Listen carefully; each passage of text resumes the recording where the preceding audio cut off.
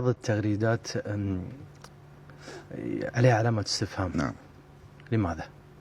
مش من طرفي، من طرف ممكن المتتبع، لأنه المتتبع أو القارئ قد يكون له خلفية، أنا ليس لدي بس خلفية. اتفقت معي قلت نعم. ايه نعم، لكن حسب المتتبع مش حسبي أنا.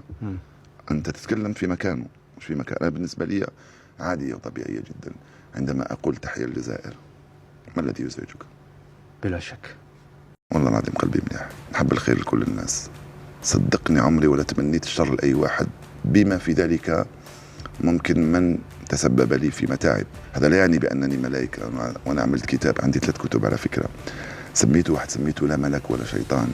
مش كل شيء في حياتي عملته كان كويس، ومش كل شيء كان سيء. عمري ولا جاملت، وعمري ولا نافقت. لو مثلا ما نوجد نفسي معك فكريا وذهنيا وإنسانيا، والله ما نشرب معك قهوة. منيح، نحب الخير لكل الناس، صدقني عمري ولا تمنيت الشر لأي واحد، بما في ذلك ممكن من تسبب لي في متاعب. هذا لا يعني بأنني ملائكة. وأنا عملت كتاب، عندي 3 كتب على فكرة، سميته لا ملك ولا شيطان. مش كل شيء في حياتي عملته كان كويس، ومش كل شيء كان سيء. عمري ولا جاملت، وعمري ولا نافقت. لو مثلا ما نوجد نفسي معك فكريا وذهنيا وإنسانيا، والله ما نشرب معك قهوة.